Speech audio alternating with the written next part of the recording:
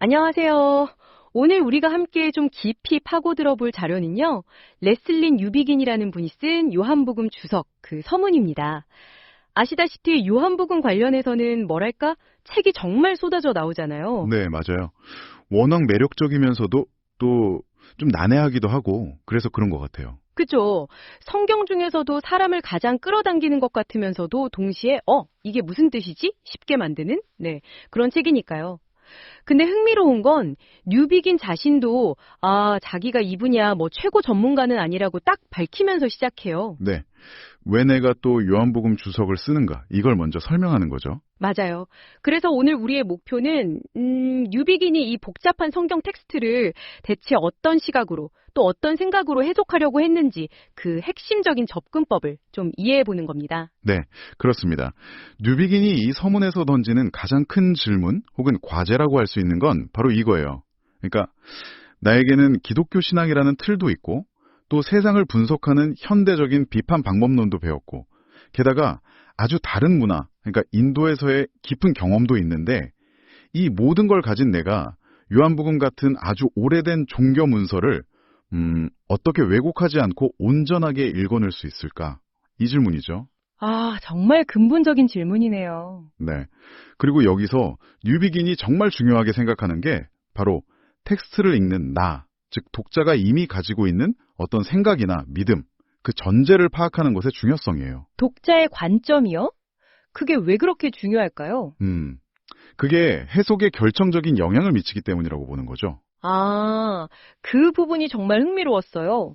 뉴비기는 먼저 자기가 남인도 교회 주교로서 했던 서약을 언급하잖아요. 네, 했었죠. 성경을 구원의 길을 보여주는 최고의 기준으로 믿고 또 성경 연구에 힘쓰겠다. 뭐 이런 약속이에요.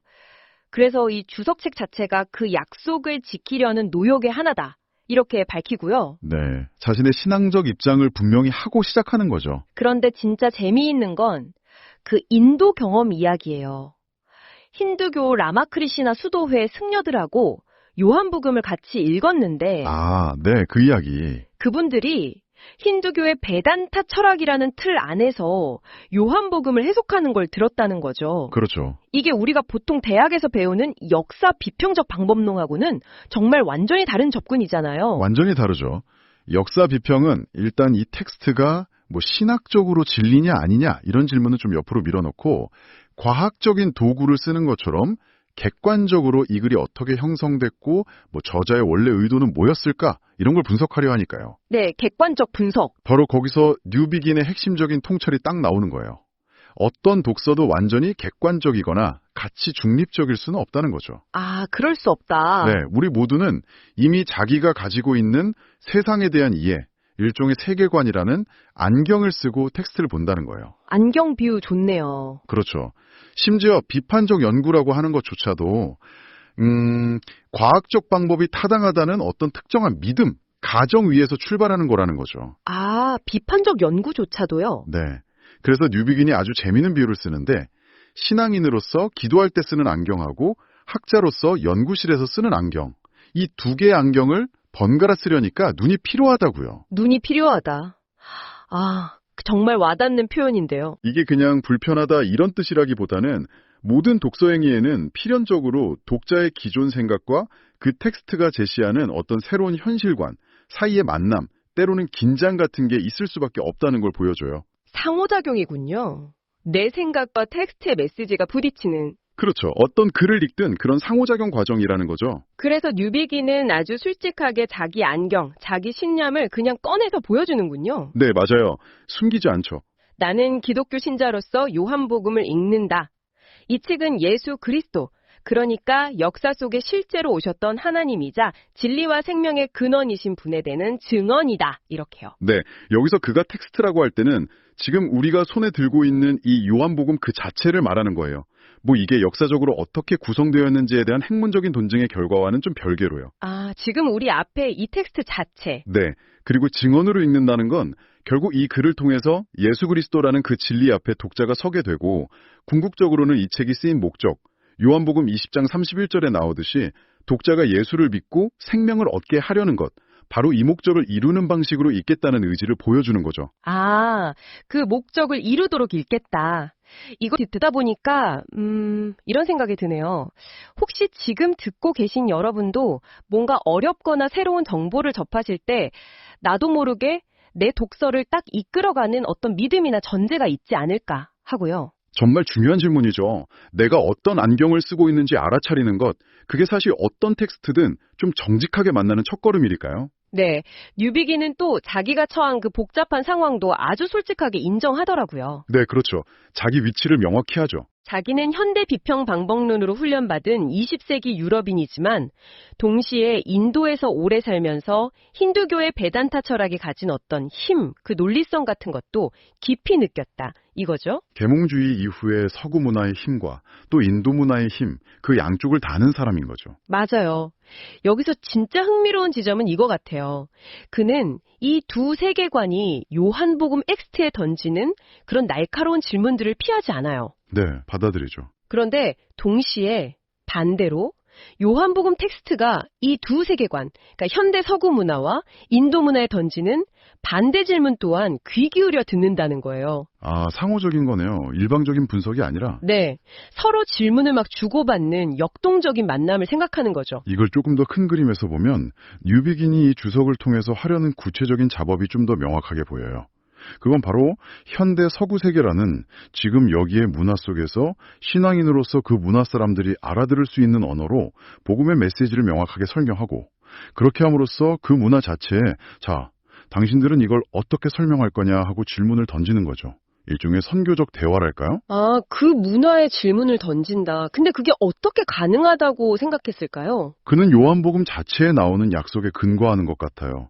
예를 들면 성령이 오셔서 예수님의 말씀을 기억나게 하고 또 예수님을 증언하고 세상이 뭘 잘못 생각하고 있는지 깨닫게 하고 우리를 모든 진리 가운데로 인도할 거라는 그런 약속들이요. 요한복음 14장부터 16장에 여러 번 나오죠. 아, 성령의 역할에 대한 약속들. 네. 이 약속은 교회가 앞으로 만나게 될 다양한 문화와의 그런 선교적인 만남에 대비하게 해준다는 믿음으로 연결되는 거죠.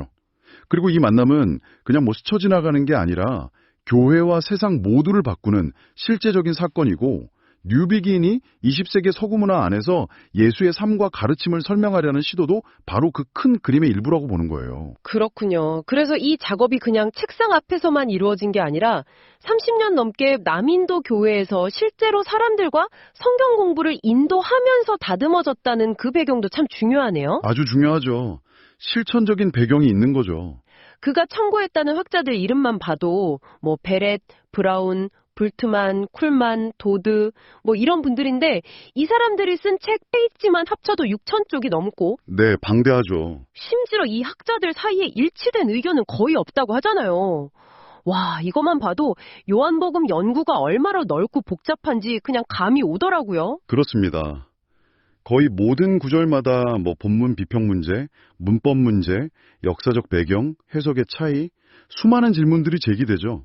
물론 많은 경우에는 뭐 큰 의미 차이는 없지만 또 아주 중요한 쟁점들도 많고요. 학자들마다 정말 다양한 의견을 내놓고 심지어 아주 존경받는 학자들조차 같은 문제를 놓고 정반대 결론에 도달하기도 해요. 와, 그럼 학계의 정설이라는 게 거의 없다고 봐야겠네요. 거의 그렇다고 봐야죠. 비판적 학문이라는 것 자체가 본질적으로 계속해서 기존의 결론을 의심하고 뒤집는 속성을 가졌으니까요. 그럼 이 엄청나게 복잡한 상황에서 우린 어떻게 해야 할까요? 뉴비긴의 대답은 뭔가요? 뉴비긴의 대답은 이거예요. 비판적인 질문들을 피하지 말고 정직하게 마주해야 한다. 정직하게 마주하라. 네, 요한복음 표현을 빌리자면 어둠 속에서 걷지 않기 위해서죠.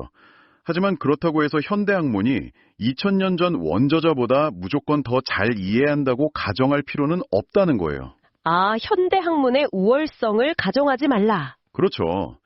마치 뭐 교수가 학생 리포트 채점하듯이 텍스트를 위에서 내려다보는 그런 태도는 좀 경계해야 한다는 거죠. 그렇군요. 중요한 건 양쪽, 그러니까 텍스트가 보여주는 세계와 내가 살고 있는 이 세계의 근본적인 생각들, 그 전제들 사이에서 열린 마음으로 만나는 것, 그 만남 자체라는 거예요. 열린 만남. 네. 그래서 뉴비긴의 목표는 학자들의 모든 견해를 백과사전처럼 쫙 나열하고 평가하는 그런 종류의 주석이 아니에요. 아, 그런 게 아니군요. 네, 본인 스스로도 뭐 그럴 능력이 없다고 겸손하게 말하기도 하지만 더 중요한 이유가 있어요. 그렇게 수많은 의견들 사이에서 막 길을 잃다 보면 정작 텍스트 자체가 나에게 직접 말을 거는 그 생생한 경험, 그걸 놓칠 수 있다는 거죠. 그렇죠. 아, 그게 핵심이네요. 텍스트 자체의 목소리를 듣는 경험. 그의 목표는 아주 명확해요. 자신이 살고 있는 세상, 그러니까 오늘날의 언어로 요한복음의 의미를 가능한 한 명확하게 풀어서 독자들이 마치 지금 여기서 예수님의 말씀을 직접 듣는 것처럼 늪이도록 돕는 것. 이게 목표인 거죠. 네, 바로 그거죠. 여기서 칼바르트라는 유명한 신학자의 로마서 주석에 얽힌 일화를 인용하는데 이것도 재미있어요. 어떤 학생이 그 책을 다 읽고 마지막 장에 이제 다시 설교할 수 있겠다. 이렇게 적었다는 거예요. 아, 유명한 일어죠. 뉴비기는 자기 주석도 독자들에게 그런 종류의 어떤 영적인 활력, 다시 일어설 수 있는 힘, 그런 걸 주기를 바라는 마음을 슬쩍 내비치는 거죠. 단순한 지식 전달, 그 이상을 목표로 하는 거예요. 네, 그리고 뉴비긴이 실제로 본문을 다루는 방식에 대해서도 몇 가지 구체적인 점들을 밝히고 넘어가요. 아, 네. 어떤 것들이죠? 예를 들어 영어 번역본은 RSV, 그러니까 Revised Standard Version 1952년판을 주로 사용하고 아주 가끔만 난회주를 따른다고 하고요. 또 초기 사본 증거가 좀 약한 그런 본문 재배열 주장 같은 건 고려하지 않고 RSV 번역본의 단락 나누기를 그대로 따른다고 해요. 아, 기준을 명확히 하는군요. 네, 특히 성경의 다른 부분들을 자주 인용하는데 이걸 절대 건너뛰지 말라고 아주 강조해요. 이게 주석의 핵심 부분이라고까지 말하면서요. 다른 성경 구절 참조가 핵심이다. 네. 그리고 또 복음서 저자라든지 성 요한 같은 표현을 쓸 때는 그게 진짜 역사 속의 특정 인물 누구를 딱 지칭한다기보다는 그냥 지금 우리가 읽고 있는 이 텍스트를 책임진 사람 정도의 편의상 표현이라고 선을 그어요. 저자가 누구냐는 논쟁에 미리 답을 정해놓고 들어가지 않겠다는 뜻이죠. 아하, 그것도 중요한 점이네요. 자, 그럼 이제 많은 분들이 제일 궁금해하실지도 모를 그 저자 문제로 한번 넘어가 볼까요? 도대체 누가 요한복음을 썼을까? 네, 그 문제죠. 뉴비긴도 이 논쟁이 엄청나게 방대하고 흥미롭지만 뭐 딱 떨어지는 결론은 없다고 솔직하게 인정해요. 자기가 여기에 학문적으로 온갖 새로운 걸 보탤 전문가는 아니라고 하면서도 현재 자기가 개인적으로 믿고 있는 바를 조심스럽게 밝힙니다. 네, 그 믿음의 내용을 대략 정리하면 이래요. 우선 모든 복음서처럼 요한복음도 예수님을 직접 본 사람들의 기억에 바탕을 둔 자료들을 사용했는데 이 자료들이 마트, 마가, 누가복음, 즉 공관복음서와는 좀 다르지만 그 나름대로 충분히 신뢰할 만하다는 거죠. 아, 공관복음서와는 다른, 그러나 신뢰할 만한 자료. 네. 그리고 요한복음이 예수님 당시 팔레스타인 상황을 꽤 정확하게 알고 있다는 점, 뭐 세부 묘사가 틀렸다고 입증된 적은 아직 없다는 점도 지적하고요. 역사적 정확성도 어느 정도 있다는 거군요. 물론 요한복음의 주된 목적은 신학적인 메시지를 전하는 것이지만 20장 31절, 그 신학의 핵심이 바로 말씀이 육신이 되었다. 즉 하나님이 역사 속으로 들어오셨다는 것이기 때문에 기록된 사건들이 실제로 일어났다고 보는 게 자연스럽다고 생각하는 것 같아요. 네, 일리 있네요. 하지만 지금 우리가 가진 요한복음은 그냥 자료 모음집이 아니라 어떤 뛰어난 정신, 지성에 의해서 아주 정교하고 일관성 있게 짜인 작품이잖아요. 그렇죠. 하나의 문학 작품이죠. 그럼 이 작품을 만든 그 마음의 주인은 누구일까? 복음서 자체는 예수님의 아주 가까운 제자였던 사랑받는 제자의 증언에 근거한다고 말하죠. 네, 특히 마지막 21장에서 그 점을 강조하죠. 맞아요. 우리는 그의 증언이 참되다는 것을 압니다. 21.24 여기서 복수형 우리를 써서 이 제자가 속했던 공동체가 그의 증언이 진짜라고 보증하는 듯한 모습을 보여주죠. 네, 뉴비기는 이 사랑받는 제자의 증언이 아주 오랜 세월 동안, 그러니까 여러 해 동안 깊이 생각하고 또 가르치고 설교하면서 다양한 사람들, 뭐 유대인, 그리스인, 이미 믿는 사람, 믿음을 찾는 사람 등등에게 전해지면서 그의 친구들과 제자들 속에서 다듬어지고 깊어졌을 거라고 추측해요. 공동체 안에서 숙성되었다. 네.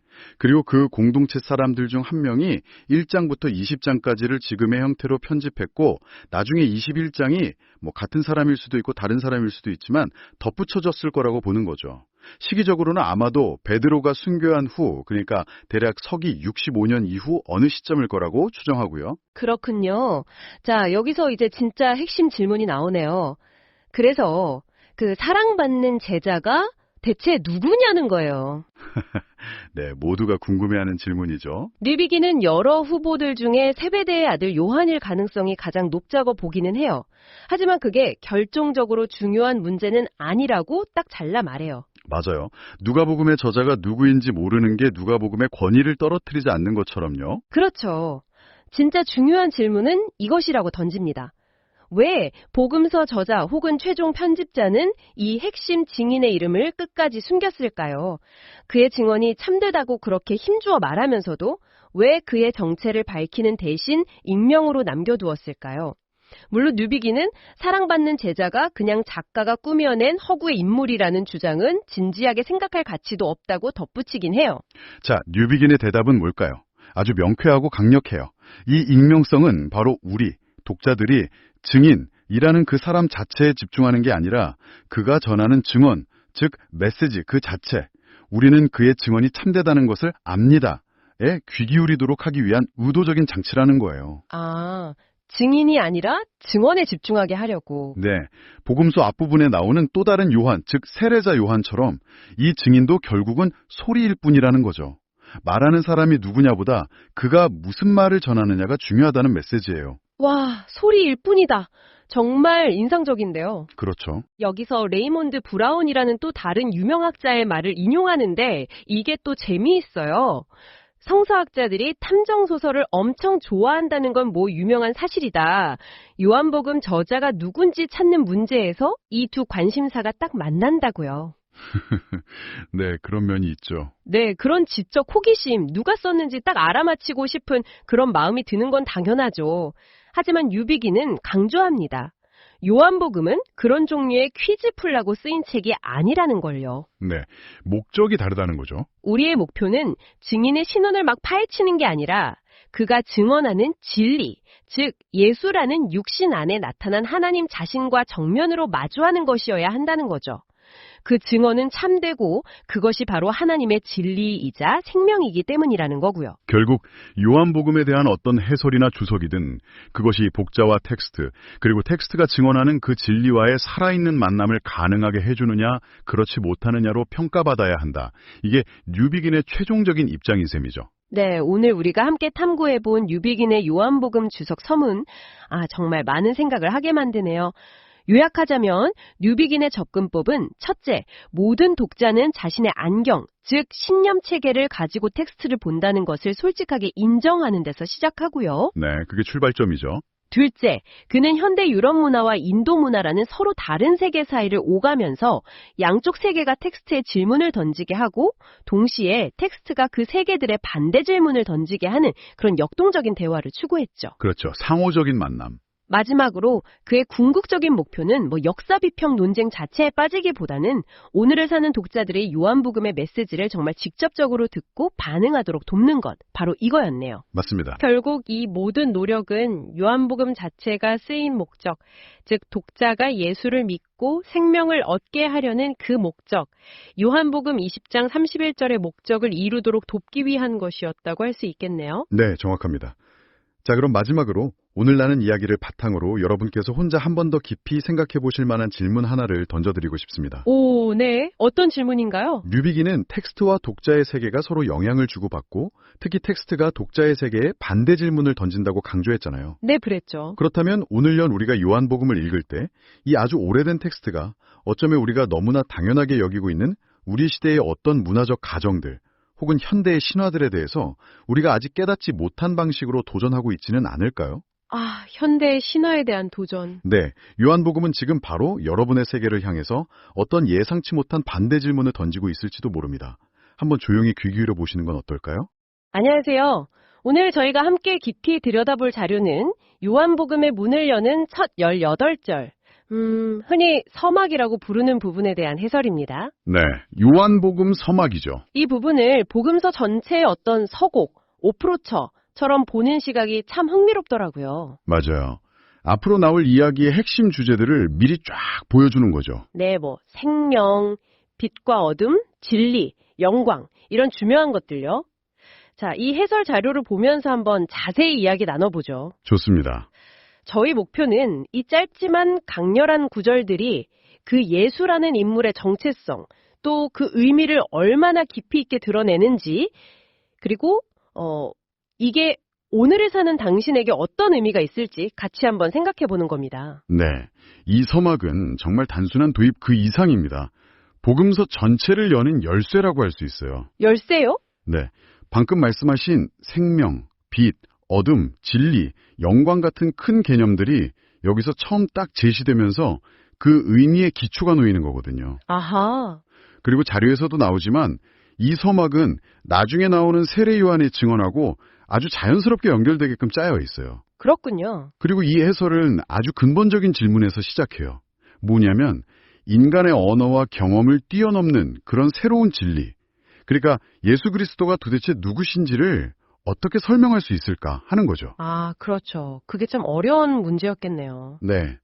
복음서 저자가 마주했던 그 엄청난 도전을 이 서막이 어떻게 풀어내고 있는지 그걸 보는 게 중요합니다. 듣고 보니 정말 그렇네요. 시작부터가 보통이 아니잖아요. 태초에 말씀이 계시니라. 이 말씀이 하나님과 함께 계셨으니 이 말씀은 곧 하나님이시니라. 네, 바로 그 구절이죠. 그냥 우리가 쓰는 말과는 차원이 다른 것 같아요. 그 배경이 좀 궁금해지네요. 네, 아주 중요한 포인트입니다. 이 해설에서도 그 말씀, 즉 헬라어 로고스가 단순한 뭐랄까 소리나 메시지 그 이상이라고 강조하거든요. 네네. 당시 헬라 철학, 특히 스토아 쪽에서도 로고스 개념이 있었지만 요한복음의 로고스는 그보다 훨씬 더 나아갑니다. 훨씬 더요. 네, 자료를 보면 이 말씀은 시간과 공간이 생기기 이전, 그러니까 태초부터 하나님과 함께 계셨고 그 본질 자체가 하나님이시며 모든 만물이 바로 이 말씀을 통해 창조되었다고 선언하는 거예요. 와, 정말 엄청난 선언인데요. 그렇죠. 구약에서도 하나님의 창조나 예언자의 말을 말씀으로 표현했지만 여기서 요한이 말하는 말씀은 궁극적으로 인격, 바로 예수 그리스도 자신을 가리키는 거죠. 아, 그 말씀이 바로 예수님이다. 네. 처음부터 예수가 그냥 인간 예언자나 현자가 아니고 시공간을 초월한 창조주 하나님이신데 그분이 자신이 만든 세상 속으로 들어오셨다는 걸 분명히 하려는 의도라고 이 해설은 설명합니다. 창조주이신 말씀이 곧 예수 그리스도시다. 정말 놀랍습니다. 그리고 4절로 넘어가면 그 안에 생명이 있었으니 이 생명은 사람들의 빛이라고 하잖아요. 네. 말씀 안에 생명이 있고 그 생명이 또 빛이다. 이 연결은 어떻게 봐야 할까요? 이 해설은 여기서 말하는 생명, 조에, 조이와 빛, 퍼스이 단순 비유가 아니라고 봐요. 비유가 아니다. 네. 말씀이신 예수님 안에 있는 생명은 그냥 우리가 숨쉬고 사는 그런 생물학적인 생존을 넘어서는 거죠. 영원하고 참된 생명, 그러니까 하나님과의 관계에서 오는 그 충만한 생명을 의미해요. 아, 영원한 생명? 그리고 이 참된 생명이야말로 어둠 속을 살아가는 사람들에게 유일한 빛이 된다는 겁니다. 빛이 있어야 길을 보고 실체를 알고 또 생명을 유지할 수 있잖아요. 그렇죠. 그런 것처럼 예수님 안에 있는 그 영원한 생명만이 인간 실존의 어둠을 밝히고 진짜 길을 보여줄 수 있다. 이런 의미로 해석하는 거죠. 그렇군요. 생명이 빛이다. 그리고 그 빛이 어둠 속에 비쳤는데 어둠이 깨닫지 못하더라. 또는 어떤 번역에는 이기지 못하더라. 이렇게 나오잖아요. 네, 5절 말씀이죠. 이게 참 의미심장해요. 이기지 못했다는 번역도 많이 쓰는데 이 해설은 이 단어를 어떻게 보나요? 네, 이 해설은 그 깨닫지 못하더라 또는 이기지 못하더라로 번역되는 헬라어 카텔라벤이 이게 두 가지 의미를 다 가지고 있다고 봐요. 두 가지의 의미요. 네, 하나는 어둠이 빛을 이해하거나 파악하지 못했다, comprehend는 뜻이고 다른 하나는 빛을 압도하거나 제압하지 못했다, overcome는 뜻이에요. 둘 다 된다는 거죠. 아, 이해도 못하고 이기지도 못하고. 그렇죠. 빛과 어둠의 관계가 그냥 평화롭게 같이 있는 게 아니라 빛이 막 적극적으로 어둠 속으로 들어가서 비추는 아주 역동적인 관계라는 거예요. 역동적인 관계? 네. 자료에 따르면 여기서 어둠은 하나님이 만드신 게 아니에요. 그냥 빛에서 돌아서 버린 상태. 그러니까 하나님을 거부하고 의미를 잃어버린 인간 실존의 상태를 상징하는 거죠. 아, 어둠은 창조된 게 아니군요. 그렇죠. 빛은 계속 비추는데 어둠은 그 빛이 뭔지도 모르고 결국엔 그 빛을 없애버릴 수도 없다는 겁니다. 이 빛과 어둠 사이의 근본적인 긴장, 갈등, 이게 요한복음 전체를 끌고 가는 아주 중요한 주제가 됩니다. 와, 그렇군요. 그런데 이렇게 영원, 우주, 빛, 어둠 이런 거대한 얘기를 하다가 갑자기 분위기가 확 바뀌는 느낌이 들어요. 어떤 점에서요? 6절에 하나님께로부터 보내심을 받은 사람이 있으니 그의 이름은 요한이라 하면서 아주 구체적인 역사 속 인물 세례 요한이 뜩 등장하잖아요. 아, 네네, 그렇죠. 이 전환은 좀 갑작스럽게 느껴지기도 하는데 어떤 의미가 있을까요? 바로 그 지점이 이 서막의 아주 중요한 특징 중 하나입니다. 이 해설은 이 갑작스러운 전원이 그냥 우연이 아니고 저자의 어떤 신학적인 의도가 담겨 있다고 봐요. 신학적인 의도요? 네. 그러니까 영원하고 초월적인 그 말씀 이야기가 그냥 뜬구름 잡는 신화나 철학이 아니라 구체적인 우리 인간 역사 속에서 실제로 일어난 사건하고 딱 붙어 있다는 걸 강조하려는 거죠. 아, 영혼과 역사의 만남이군요. 맞습니다. 어떤 학자들은 이 세례 요한 부분이 원래 복음서의 시작이었을 수도 있다고 보기도 하는데 만약 그렇다면 지금처럼 영원한 로고스 개념이랑 역사적 증언을 딱 결합시킨 이 형태가 훨씬 더 의미가 깊어지는 거죠. 그러네요. 이걸 좀 더 크게 보면 영원하신 하나님이 특정 시간과 공간, 그러니까 우리 인간 역사 안으로 육신을 입고 들어오셨다는 그 성육신의 신비를 미리 준비시키는 장치라고도 할 수 있어요. 아하, 그렇군요. 그리고 요한의 역할은 명확하게 선을 긋네요. 빛 자체가 아니라 빛에 대해서 증언하러 온 사람이라고요? 맞아요. 요한은 빛이 아니죠.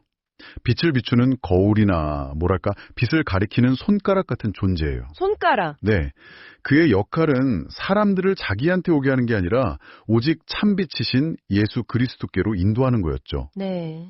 자료는 요한을 구약 예언자들의 맥을 잇는 마지막 주자로 보면서 그의 증언, 특히 내 뒤에 오시는 이가 나보다 앞선 것은 나보다 먼저 계심이라. 이 말이 예수님의 선제를 확연시켜준다고 설명해요. 선제요. 네, 먼저 계셨다는 거. 네, 역사적으로는 요한 뒤에 오셨지만 본질적으로는 시간 이전에 이미 존재하셨다는 거죠. 이 요한의 증언이 서막의 초월적인 선언과 본문의 역사 이야기를 딱 이어주는 중요한 다리 역할을 하는 셈입니다. 그렇군요. 이제 9절에서는 예수님을 참빛, 곧 세상에 와서 각 사람에게 비추는 빛 이렇게 묘사하는데요. 여기서 각 사람에게 비춘다 이 표현이 조금 궁금해요. 모든 사람 안에 뭔가 보편적인 빛이나 이성 같은 게 있다는 뜻일까요? 아니면 좀 다른 의미일까요? 아, 좋은 질문입니다. 이 해설도 그 부분을 그냥 넘어가지 않아요. 네. 흔히 생각하듯이 이게 뭐 모든 사람 안에 신적인 불꽃이 있다거나 아니면 뭐 보편적인 이성, 스토아 철학 같은 거 있잖아요. 그런 걸 의미하는 건 아니라고 딱 선을 그어요. 아, 그런 뜻은 아니다. 네. 요한복음 전체 맥락, 특히 예수님이 직접 나는 세상의 빛이다. 이렇게 말씀하신 거 보면 여기서 참 빛은 오직 예수 그리스도 한 분을 가리키는 거죠. 예수님만이 참빛이다. 그렇죠. 그 참빛이신 예수님이 세상에 오셨다는 그 역사적 사건 자체가 마치 해가 뜨면 모든 사람이 그 빛 아래 드러나듯이 모든 사람에게 영향을 미친다는 의미로 봐야 한다는 거예요. 아하, 사건 자체가 모든 사람에게 비추는 거군요. 네. 그 빛 앞에서 사람들은 자기 상태를 보게 되고 어떤 사람들은 여전히 어둠을 더 사랑하는 그런 현실이 드러나기도 하지만 궁극적으로 그 빛은 믿는 사람들에게 구원과 생명을 주려고 온 거죠. 네. 결국 이 구절은 중요한 질문을 던지게 만들어요. 그렇다면 세상은, 사람들은 이 참빛이 오신 것을 어떻게 받아들였을까 하는 거죠. 안타깝게도 그 결과는 좀 비극적이네요. 10절, 11절을 보면 그가 세상에 계셨으며 세상은 그로 말미암아 지은 바 되었으되 세상이 그를 알지 못하였고 자기 땅에 오매 자기 백성이 영접하지 아니하였으나 이렇게 되어 있잖아요. 네, 그렇죠. 창조주가 자기가 만든 세상에 특히 약속의 백성인 이스라엘에게 오셨는데 정작 알아보지도 못하고 받아들이지도 않았다니 이건 정말 충격적이고 역설적인 상황 같아요. 맞습니다. 이 해설은 바로 이 거부야말로 인간 실존의 가장 깊은 비극을 보여주는 장면이라고 말해요. 네. 창조주이신 빛이 자기가 사랑으로 만든 세상, 그리고 특별히 자기 소유로 삼은 자기 땅, 자기 백성에게 오셨는데 외면당했다는 건 정말 가슴 아픈 일이죠. 그렇죠. 심지어 하나님을 제일 잘 안다고 자부했던 그 종교 지도자들이나 경건한 사람들조차 이 빛을 몰라보고 거부하는 모습을 통해서 가장 고상해 보이는 종교라는 것마저도 사실은 어둠의 편에 설 수 있다는 그런 날카로운 통찰을 보여주기도 하고요. 아, 종교마저도. 네, 하지만 이야기는 여기서 끝나지 않습니다. 맞아요. 바로 다음 구절 12절에서 반전이 일어나죠. 영접하는 자, 곧 그 이름을 믿는 자들에게는 하나님의 자녀가 되는 권세를 주셨으니 거부 속에서도 희망이 보이네요. 그렇습니다. 거부가 인간의 일반적인 반응이었을지 몰라도 전부는 아니었어요. 소수였을지라도 그분을 영접하는 자, 즉 그의 이름을 믿는 사람들이 있었던 거죠. 영접하는 자. 네, 여기서 믿는다는 건 그냥 머리로만 동의하는 걸 넘어서서 자기 인격 전체를 그분께 맡기고 충성하는 걸 의미해요. 네. 그리고 그 결과로 주어지는 게 바로 하나님의 자녀가 되는 권세, 엑소시아, 그러니까 새로운 신분과 특권이라는 거죠. 하나님의 자녀가 되는 권세. 그리고 이 해설은 바로 뒤에 13절, 이는 혈통으로나 육정으로나 사람의 뜻으로 나지 아니하고 오직 하나님께로부터 난 자들이니라, 이 구절을 통해서 이 자녀됨이라는 게 인간의 노력이나 좋은 가문, 강한 의지, 이런 세상적인 조건으로 얻어지는 게 아니라는 점을 강조한다고 설명해요. 아, 인간의 노력으로는 안 되는 거군요. 그렇죠.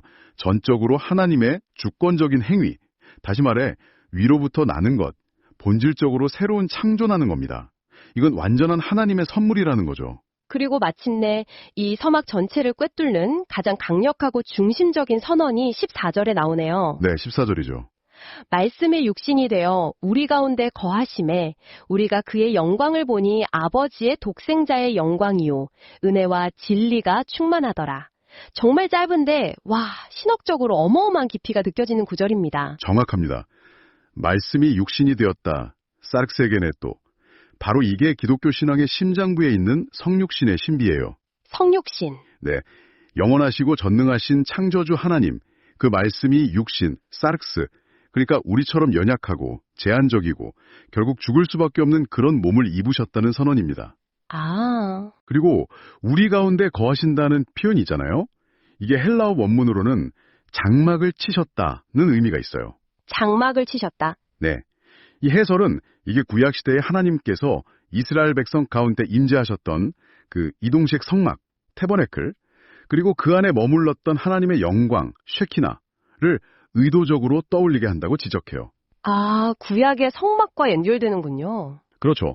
과거에는 성막을 통해서 임재하셨다면 이제는 예수 그리스도라는 인격적인 성전을 통해서 하나님이 우리 가운데 거하시게 되었다는 겁니다.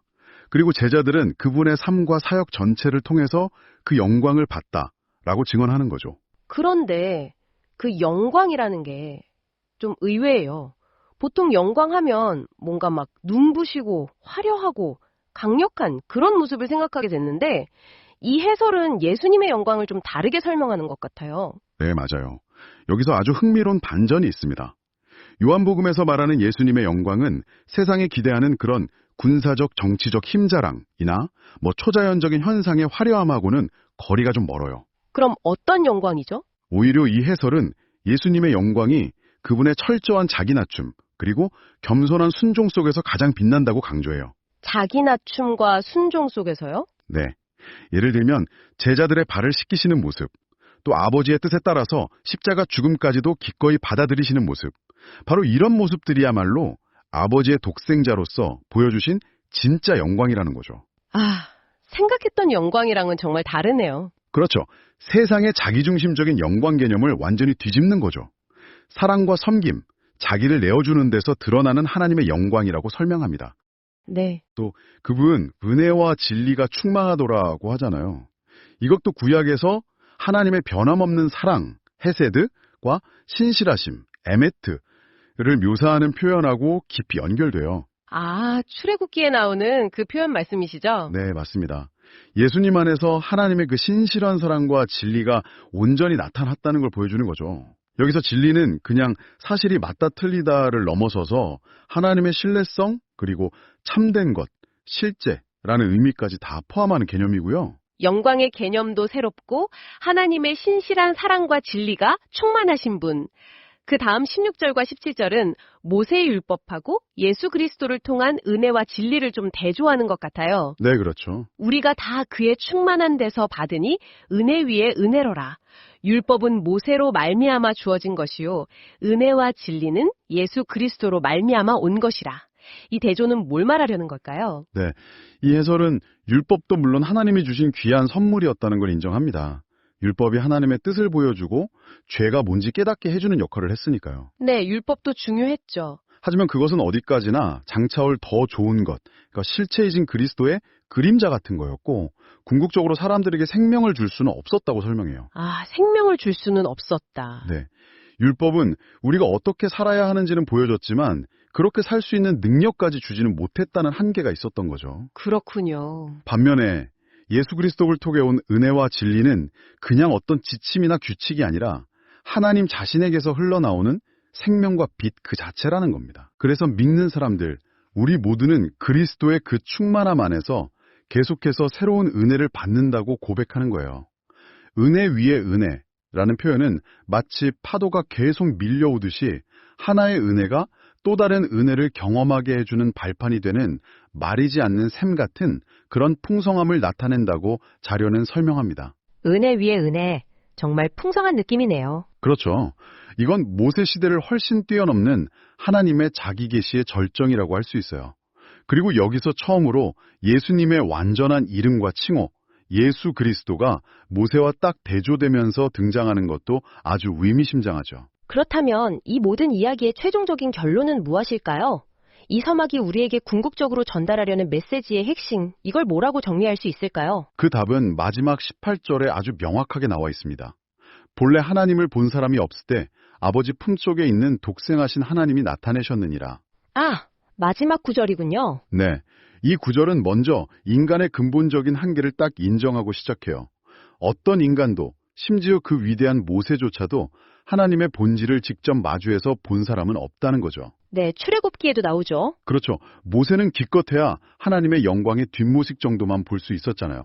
그런데 이제 상황이 달라졌다는 겁니다. 어떻게 달라졌죠? 태초부터 하나님과 함께 계셨고 지금도 아버지와 가장 친밀한 교제 속에 아버지 품속에 계신 아들, 독생하신 하나님, 어떤 사본에는 독생자라고도 되어 있죠.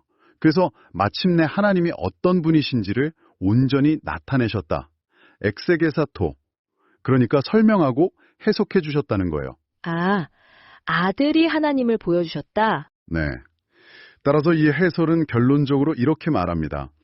예수 그리스도를 보는 것이 곧 보이지 않는 하나님 아버지를 보는 것이고 그분의 말씀과 삶에 귀 기울이는 것이 하나님을 아는 유일하고 완전한 계림을 이 서막에 아주 강력하게 선포하고 있다는 거죠. 와, 예수님 자신이 바로 하나님에 대한 하나님의 최종적이고 완전 말씀이시고 세상을 비추는 빛이시고 하나님을 드러내는 계시자라는 선언입니다. 이게 서막의 핵심 메시지죠. 오늘 저희는 요한복음 서막 해설 자료를 통해서 정말 깊고 풍성한 이야기들을 나눴습니다. 예수가 그냥 위대한 인물이 아니라 태초 이전부터 계셨던 하나님의 말씀이시고 우리에게 참된 생명과 빛을 주시는 분이라는 것, 네, 그렇죠. 그리고 그 영원하신 분이 우리처럼 연약한 육신을 입고 우리 가운데 오셔서 세상과는 다른 방식의 영광, 그러니까 섬김과 순종의 영광을 보여주셨고 하나님의 그 다함 없는 은혜와 진리를 가득 나타내셨다는 것도 확인했고요. 맞습니다. 동시에 그 빛이 세상에 왔을 때 안타깝게도 세상은 그를 알아보지 못하고 거부했다는 현실, 하지만 그럼에도 불구하고 그를 믿고 영접하는 사람들에게는 하나님의 자녀가 되는 놀라운 새 생명이 주어진다는 그 약속도 다시 한번 되새겨 보았습니다. 네. 이 서막은 결국 예수 그리스도를 아는 것이 곧 하나님을 아는 유일한 길이고 또 그의 인격과 사역 안에서만 우리가 그토록 갈망하는 참된 생명과 빛, 진리를 발견할 수 있다는 것을 정말 힘주어 말하고 있습니다. 네. 모세의 율법이 보여줬던 길을 넘어서 예수 그리스도를 통해 우리에게 주어진 그 은혜 위의 은혜야말로 우리 그리스도인의 삶과 신앙의 뿌리를 이루는 핵심이라고 할 수 있겠습니다. 예수님 안에서 우리는 비로소 하나님이 어떤 분이신지 그리고 그 하나님 앞에서 우리가 어떤 존재인지를 깨닫게 되는 거죠. 오늘 나눈 이 깊이 있는 이야기들을 마음속에 잘 간직하시면서요. 마지막으로 이런 질문을 한번 스스로에게 던져보시면 어떨까 합니다. 네. 이 해설에 따르면 예수라는 참 빛은 세상에 와서 모든 사람을 비춘다고 했습니다. 그 빛 앞에서 사람들의 반응을 거부일 수도 있고 영접일 수도 있겠죠. 그렇다면 지금 당신의 삶 속에서 혹은 당신이 살아가고 있는 이 세상 속에서 그 빛이 비추고 있다는 증거들 혹은 그 빛에 대한 여러 가지 반응들을 어떻게 발견하고 계신가요? 아, 좋은 질문이네요. 어쩌면 아주 사소한 일상 속에서 아니면 예상치 못한 어떤 사건 속에서 그 빛의 흔적이나 혹은 어둠의 저항 같은 것을 발견할 수도 있을 것 같습니다. 이 질문을 잠시 마음에 품으시면서 오늘 나눈 이야기들을 다시 한번 되짚어 보시면 좋겠습니다. 안녕하세요. 오늘은 여러분과 함께 요한복음 첫 장 뒷부분, 그러니까 1장 19절부터 51절까지를 다룬 주의 자료를 좀 깊이 들여다보겠습니다. 네, 이 부분은 예수님의 공생애가 막 시작되고 또 첫 제자들이 모이는 아주 중요한 순간들을 담고 있죠. 맞습니다. 그래서 이 주의 분석을 통해서 당시 사람들에게 예수님의 등장이 얼마나 새롭고 또 충격적인 메시지였는지 그리고 사람들이 어떻게 반응했는지 이걸 좀 생생하게 느껴보는 게 오늘 목표입니다. 네, 그렇죠. 오늘 우리가 함께 파헤쳐볼 질문들은 이런 것들입니다. 증언이라는 게 대체 뭘까? 또 성경에서 말하는 계시는 정확히 어떤 의미일까? 그리고 이 오래된 이야기가 지금 오늘을 사는 우리에게는 또 어떤 울림을 줄 수 있을까? 이런 것들이요. 네. 자, 그럼 본격적으로 이 흥미로운 이야기 속으로 한번 들어가 볼까요? 좋습니다. 이야기는 세례자 요한에게 예루살렘의 종교 지도자들이 사람을 보내서 당신 정체가 뭐요? 이렇게 묻는 장면에서 시작되죠. 꽤 날카로운 질문인데요. 그렇죠. 요한의 대답이 근데 아주 인상적입니다. 어떻게 대답하죠? 자신은 메시아, 그러니까 그리스도도 아니고 엘리야도 아니고 모세가 말했던 그 예언자도 아니라고 아주 딱 잘라 말합니다. 아, 단호하게 부인하는군요. 네, 이 부정이 사실 굉장히 중요해요. 요한은 당시 사람들이 막 기대하던 그런 종교적인 영웅의 틀에 자신을 끼워 맞추는 걸 단호하게 거부한 거죠. 대신에 이사야서의 구절을 인용하면서 자신은 그냥 광야에서 외치는 소리일 뿐이다. 이렇게 말합니다. 소리다. 네. 주인공은 자신이 아니라 곧 오실 그분이고 자기는 그 길을 예비하는 역할이라는 걸 분명히 한 겁니다. 여기서부터 벌써 복음이라는 게 기존의 생각이나 기대를 뛰어넘는 완전히 새로운 차원의 이야기라는 걸 보여주고 있는 거죠. 그렇군요. 자신을 내세우기보다는 정말 오실 분을 가리키는 그 역할에 충실했다는 거네요. 맞습니다. 근데 이 주해 자령에서는 당시에 요한에게 질문했던 그 유대인들, 그러니까 제사장들과 레위인들에 대해서 좀 흥미로운 해석을 제시한다고요. 아, 네. 그 주에서 좀 주목할 만한 통찰 중 하나인데요. 유대인들이라는 표현을 단순히 어떤 민족적 집단으로만 보지 않는다는 점입니다. 아, 민족이 아니라요? 물론 역사적으로는 예루살렘 성전 중심의 어떤 기득권 세력이었겠죠. 하지만 요한복음 전체의 맥락에서 보면 이들이 종종 참된 신앙과 좀 대비되는 조직화되고 제도화된 종교 세계, 때로는 불신앙 그 자체를 상징하는 인물들로 그려진다는 거예요. 아하. 그래서 주에는 이게 결코 반유대주의를 정당화하려는 게 아니라 오히려 오늘날의 교회나 신앙 공동체가 스스로를 비춰봐야 할 거울이라고 지적합니다. 거울요? 네. 전통을 지키려는 좋은 의도가 자칫 잘못하면 새로운 하나님의 역사를 알아보지 못하고 기존의 틀 안에 가두려는 그런 모습으로 나타날 수도 있다는 거죠. 아, 그러니까 단순히 특정 민족을 비판하는 게 아니라 어떤 시대를 초월해서 나타날 수 있는 그런 신앙의 경직성, 이런 것에 대한 경고로 읽어야 한다, 이런 말씀이시군요. 네, 정확합니다. 자, 그럼 사람들이 다시 묻습니다. 그렇게 대단한 인물들이 아니라면 도대체 왜 사람들에게 세례를 베푸는 겁니까? 그렇죠. 궁금했겠죠? 요한은 자신이 물로 세례를 준다고 대답합니다. 물로요. 네, 물 세례는 물론 전교를 상징하긴 하지만 요한의 세례는 당시 유대교에서 흔히 행하던 그런 정결 의식하고는 분명히 달랐어요. 그냥 개인적인 죄시있음, 이 정도가 아니었던 거죠. 아, 그럼 뭐가 달랐던 건가요? 이 주해는 요한의 물세례가 구약 에스겔서나 스가랴서에서 예언된 것과 연결될 가능성을 제시하는데요. 뭐냐면 세상 끝에 하나님께서 직접 부어주실 성령으로 인한 궁극적인 정화, 그러니까 종말론적인 성령의 부으심을 미리 보여주고 기다리게 하는 강력한 상징적인 행위였을 수 있다는 겁니다. 와, 그냥 물로 씻는 행위가 아니라 하나님의 그 거대한 구원 계획과 연결된 엄청난 의미가 담겨 있었을 수 있군요. 네, 그렇죠.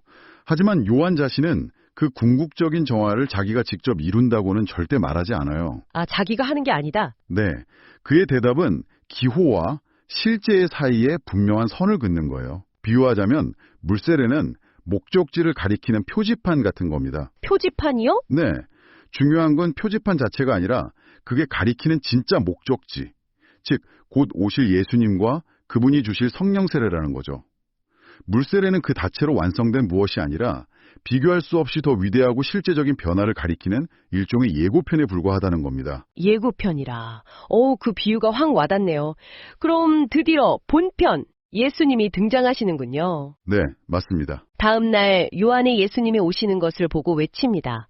보라, 세상 죄를 지고 가는 하나님의 어린 양이로다. 이렇게요.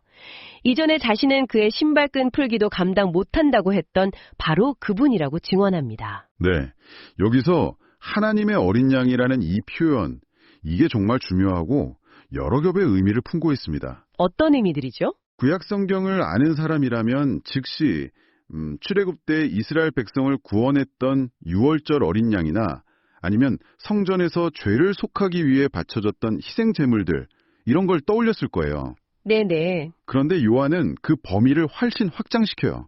단순히 이스라엘 민족의 죄가 아니라 세상 죄 전체를 짊어지시는 분이라고 선포합니다.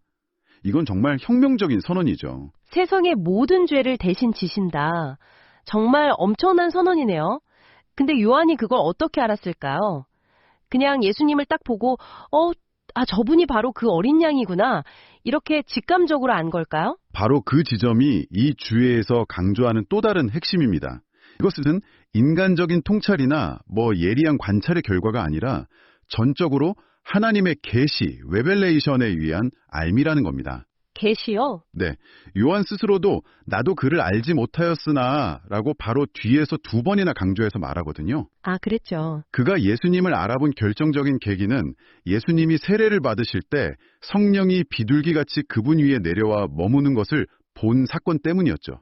하나님께서 직접 보여주시고 알려주셨다는 겁니다. 하나님이 직접 보여주셨다. 네, 이 주에는 이 부분을 다른 복음서들, 그러니까 마태, 마가, 누가복음, 소위 공관복음서라고 부르는 것들과 비교하면서 흥미로운 점을 지적하는데요. 어떤 점이죠? 공관복음서에서는 세례 요한이 나중에 감옥에서 예수님의 정체성에 대해 약간 흔들리는 듯한 질문을 던지기도 하잖아요. 네, 그런 내용이 있죠. 그의 알미 조금 모호하게 그려지기도 하는데 요한복음은 처음부터 아주 명확하게 이 알미 요한 개인의 믿음이나 이해 수준의 문제가 아니라 하나님께서 직접 열어 보여주신 계시의 결과임을 신학적으로 딱 명확히 설명한다는 거죠. 아하. 평범한 나사렛 목수의 아들로 보이는 예수가 실은 하나님의 아들이라는 이 사실은 인간의 지혜로는 도저히 알 수 없고 오직 하나님 아버지께서 알려주셔야만 가능하다는 겁니다. 마태복음에도 그런 말씀이 있죠. 아, 그렇군요. 예수님을 알아보는 것이 단순히 정보를 아는 차원이 아니라 하나님과의 관계 속에서 주어지는 어떤 특별한 알, 즉 계시의 영역이다. 이건 정말 중요한 포인트 같습니다. 네. 그리고 예수님이 굳이 세례를 받으신 그 행위 자체도 깊은 의미를 갖는데요. 어떤 의미죠? 죄 없으신 분이 세례를 받으심으로써 죄 아래 있는 당신의 백성들과 깊이 하나 되시려는 일종의 연대, 솔리다리티의 표현이라는 거죠. 아, 연대. 네. 바로 그 연대의 자리에서 기호, 즉 물세례와 실제 성령의 임재가 만납니다. 요한은 성령이 임하시는 것을 봄으로써 예수님이 누구신지를 알게 된 것이고 이 알은 결국 세상 죄가 용서되고 하나님과 화해, 리컨실리에이션 하는 길 없이는 불가능하다는 것을 보여주는 거죠. 그리고 그 화해는 오직 하나님 편에서 먼저 시작하신 계시와 성령의 역사를 통해 가능하다는 것, 이것이 주애가 강조하는 바입니다. 계시와 화해는 동전의 양면과 같은 거죠. 비록 이 계시가 처음에는 이스라엘에게 주어지는 것처럼 보이지만 그 목적은 세상 죄를 해결하기 위한 것이기에 궁극적으로는 온 세상을 향하고 있는 거고요. 자, 이제 이야기는 세례 요한의 증언을 들은 제자들에게로 넘어갑니다. 네, 또 다음 날 요한이 제자 2사람과 함께 있다가 지나가시는 예수님을 보고 다시 보라 하나님의 어린 양이라 하고 말하죠. 그렇죠. 그러자 그 2제자가 예수님을 따라갑니다. 이들 중 한 명이 안드레였다고 기록되어 있네요. 이때 예수님이 돌아서서 그들에게 첫 질문을 던지십니다. 무엇을 구하느냐? 따른다, follow라는 동사. 이게 기독교 신앙에서 정말 핵심적인 단어 중 하나죠. 네. 처음에는 그냥 물리적으로 뒤를 따라가는 것처럼 보이지만 요한복음을 쭉 읽어가다 보면 스승의 삶과 가르침에 동참하고 그 운명에까지 함께하는 훨씬 더 깊은 의미로 발전하게 됩니다. 그리고 예수님의 첫 질문, 무엇을 구하느냐? 이건 단순히 그 두 제자에게만 던져진 질문이 아니에요. 어쩌면 이 이야기를 듣고 있는 우리 모두에게, 그리고 신앙의 여정을 걷는 모든 사람에게 던져지는 근본적인 질문이죠. 당신은 지금 무엇을 찾고 있습니까? 당신의 인생에서 진짜 갈망하는 것은 무엇입니까? 스스로에게 답해야 하는 질문입니다. 정말 가슴에 와닿는 질문이네요. 제자들은 뭐라고 대답하죠? 그들은 랍비 선생님 어디 계시오니까? 라고 되묻습니다. 어디 계시냐고요? 네, 여기서 계시다, 그러니까 머무르다는 이 단어에 좀 주목할 필요가 있어요. 단순히 예수님이 묵고 계신 숙소를 묻는 것일 수도 있지만 이 머무름이라는 주제는 나중에 요한복음 14장, 15장에서 제자들이 예수님 안에 또 예수님이 제자들 안에 거하는 그런 깊고 친밀한 영적 교제의 의미로 확장되거든요. 아, 그렇군요. 어쩌면 제자들의 이 첫 질문 속에 이미 그 깊은 관계에 대한 무의식적인 갈망 같은 게 담겨 있었을지도 모릅니다. 그들의 질문에 예수님의 대답은 와서 보라, come and see입니다. 직접 와서 확인해 보라는 거죠. 혹시 아주 의미심장합니다. 예수님은 그들이 어디에 머무는지에 대한 정보나 당신 자신에 대한 장황한 설명을 늘어놓지 않으세요. 네. 대신 와서 보라고 초대하시죠. 이것은 이론이나 지식보다 경험과 관계가 먼저임을 보여주는 겁니다. 경험과 관계. 네. 머리로 이해하기 전에 먼저 마음과 발걸음을 옮겨서 그분께 나아가고 그분과 함께 시간을 보내면서 직접 경험해보라는 초청인 거죠. 우리 현대사회는 흔히 객관적인 데이터나 논리적인 증명을 통해 아는 걸 더 확실하다고 여기는 경향이 있잖아요. 그렇죠. 근데 주회에는 하나님을 아는 지식에 있어서만큼은 믿음으로 그분의 인격적인 초대에 응답하는 것이 필수적인 전제 조건임을 강조합니다. 먼저 와야 비로소 볼 수 있다는 겁니다. 와서 보라는 초대. 이게 단순히 정보를 얻는 걸 넘어서는 깊은 만남으로의 부르심이었군요. 맞습니다. 그래서 안드레는 그 경험 후에 즉시 자기 형제 시몬에게 달려가서 우리가 메시아를 만났다고 흥분해서 전하고 그를 예수님께 데려옵니다. 그렇죠. 그 와서 본 경험이 얼마나 강력했는지 알 수 있는 대목이죠. 네. 그리고 예수님은 시몬을 보시고 바로 그에게 게바라는 새 이름을 주시죠. 아람어인데 헬라어로는 베드로, 즉 반석이라는 뜻이고요. 안드레의 행동을 보면 정말 그 경험의 힘을 알 수 있어요. 그는 즉시 가장 가까운 사람에게 이 놀라운 소식을 전하잖아요. 우리가 메시아를 만났다. 이 증언은 분명 개인적인 확신과 흥분에 가득 차 있습니다. 네, 느껴져요. 하지만 그가 사용한 메시아라는 칭호는 당시 유대인들이 기대했던 어떤 정치적이고 민족적인 해방자로서의 메시아 개념에서 아직 크게 벗어나지 못한 다소 좀 불완전한 이해를 반영할 수도 있어요. 약간의 오해를 포함하고 있더라도 진정으로 예수님을 향한 증언이라면 반드시 열매를 맺는다는 사실입니다. 아, 불완전해도요? 네, 안드레의 이 증언이 결국 베드로라는 그 위대한 사도를 예수님께 인도하는 결정적인 역할을 했으니까요. 그리고 더 근본적으로는 이 모든 만남과 부르심의 배후에는 제자들을 선택하시고 예수님께로 이끄시는 하나님 아버지의 주권적인 계획과 은혜가 있다는 것을 기억해야 합니다. 요한복음 뒤에도 그런 말씀이 나오죠. 불완전하더라도 진실된 증언은 힘에 있다는 말씀이군요. 그리고 이들을 부르시는 더 큰 주도권이 하나님께 있다는 점도요. 네, 그렇습니다. 자, 이야기는 다음 날로 이어집니다. 이번에는 예수님이 갈릴리로 가시려다가 빌립이라는 사람을 만나 직접 부르십니다. 아주 간결하게 나를 따르라. 네, 여기서 우리는 사람들이 예수님께 나오는 방식이 참 다양하다는 것을 보게 됩니다. 어떻게 다양하죠? 세례 요한의 공적인 선포를 듣고 온 제자들, 아마 안드레와 이름이 밝혀지지 않은 다른 제자겠죠. 또 안드레처럼 개인적인 경험을 통해 형제를 데려온 경우, 그리고 빌립처럼 예수님의 직접적이고 개인적인 부르심에 응답하는 경우, 모두 다른 경로를 통해 예수님을 만나게 되는 거죠. 아, 정말 그러네요. 근데 빌립은 또 나다나엘이라는 사람을 찾아가서 증언하죠. 모세가 율법에 기록했고 여러 선지자가 기록한 바로 그분을 우리가 만났어. 요셉의 아들 나사렛 예수요. 이렇게요. 근데 나다나엘의 반응이 아주 재미있습니다.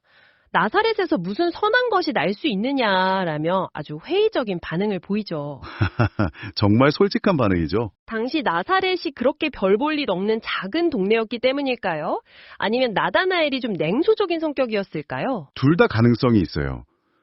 당시 나사렛은 정말 작고 알려지지 않은 동네였기에 그런 곳에서 위대한 인물이 나오리라고 기대하기 어려웠을 수도 있고요. 혹은 나다나엘 자체가 좀 비판적이고 지적인 성향의 사람이었을 수도 있죠. 주에는 이런 지적인 회의주의가 무조건 나쁜 것은 아니라고 말합니다. 아, 그래요? 네. 맹목적인 믿음보다는 건강한 질문과 의심이 때로는 진리를 더 깊이 탐구하게 만드는 동기가 될 수 있다는 거죠.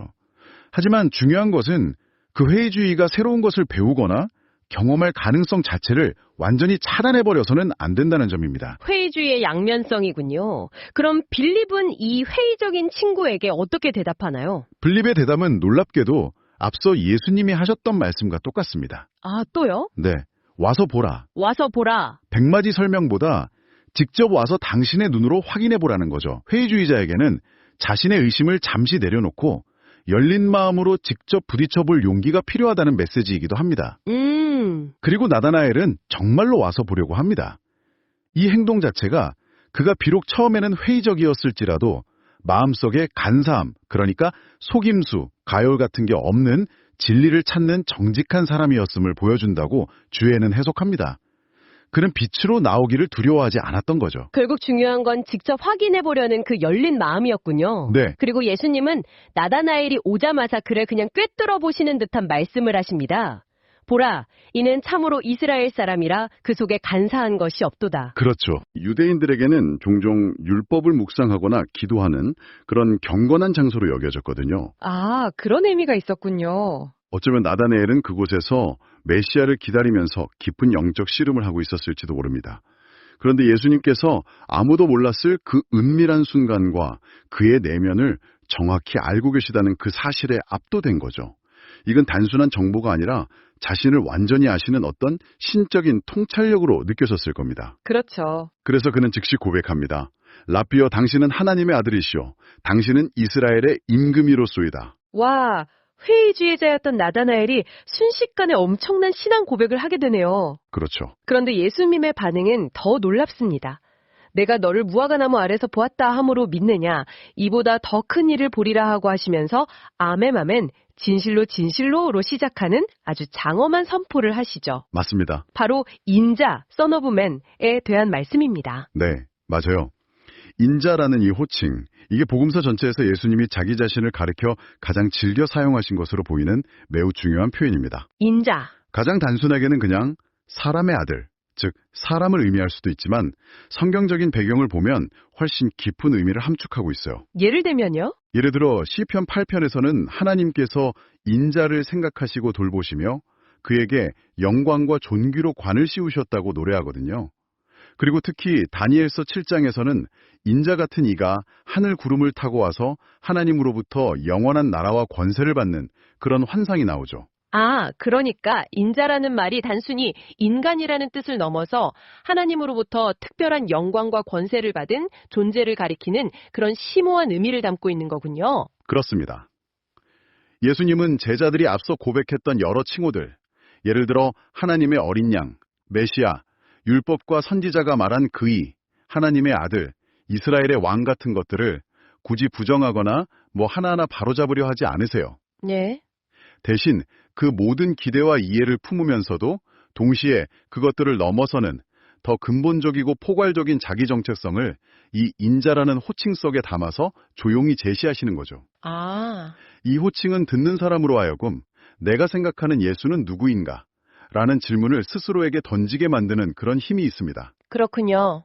그리고 예수님은 나다나엘 개인에게만이 아니라 복수 형태인 너희에게, 즉 그 자리에 있는 모든 제자들, 그리고 어쩌면 이 이야기를 듣는 미래의 모든 제자들에게 약속하십니다. 뭐라고 약속하시죠? 진실로 진실로 너희에게 이르노니 하늘이 열리고 하나님의 사자들이 인자 위에 오르락내리락 하는 것을 보리라. 하늘이 열리고 하나님의 사자들이 인자 위에 오르락내리라. 네. 이 장면은 구약 창세기에서 야곱이 베델이라는 곳에서 꿈에 본 사닥다리 환상이 있잖아요. 땅에서 하늘까지 닿은 사닥다리 위로 천사들이 오르락내리락 하는 그 장면을 강하게 연상시키죠. 야곱의 사닥다리 꿈이요. 아, 네. 그게 여기서 어떻게 연결되는 건가요? 야곱의 꿈에서 사닥다리는 하늘과 땅을 연결하는 통로였습니다. 하나님과의 만남이 이루어지는 장소였죠. 예수님은 이제 그 꿈이 더 이상 어떤 신비로운 환상이 아니라 바로 인자이신 자기 자신 안에서 실제 현실이 될 것이라고 선언하시는 겁니다. 예수님 자신 안에서요. 네, 예수님이라는 한 구체적인 인간의 삶과 죽음, 그리고 부활을 통해 바로 그분의 육신 안에서 하늘과 땅이 만나고 하나님의 임재와 영광이 온전히 드러나는 것을 너희가 보게 될 것이라는 놀라운 약속입니다. 와, 결국 이 긴 이야기 전체가 요한복음 서두의 그 핵심 선언, 즉 말씀이 육신이 되어 우리 가운데 거하심에 우리가 그의 영광을 보니 아버지의 독생자의 영광이요 은혜와 진리가 충만하더라는 그 말씀이 어떻게 구체적으로 펼쳐지는지를 보여주는 서막인 셈이죠. 와. 정말 엄청난 선언이네요. 결국 예수님 자신이 하늘과 땅을 잇는 다리가 되시고 그분을 통해 하나님의 영광을 보게 된다는 그런 말씀이군요. 네, 맞습니다. 오늘 우리는 요한복음 찻장 뒷부분의 주해다료를 통해서 복음 메시지가 당시 사람들에게 얼마나 새롭고 급진적이었는지, 또 증언이라는 것이 단순히 정보를 전달하는 것을 넘어서 어떻게 다른 사람을 예수님께로 인도하는지, 그리고 인간의 이해를 뛰어넘는 하나님의 계시가 얼마나 중요한지 이런 것들을 살펴봤습니다. 그렇죠.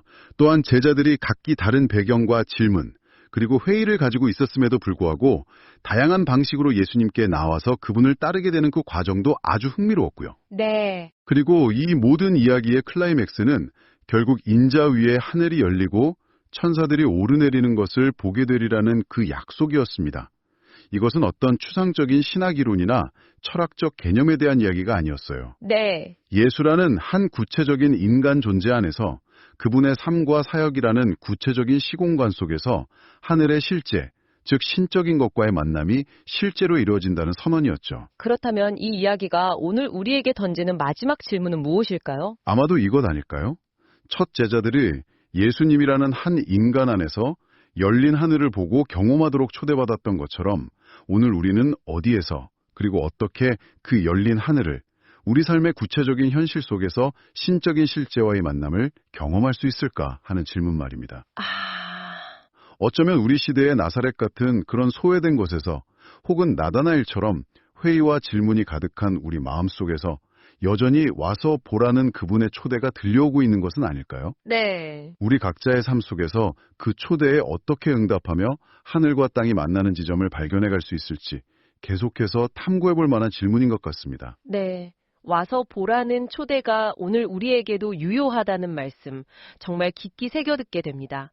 오늘 이 깊이 있는 이야기에 함께해 주셔서 감사합니다. 감사합니다.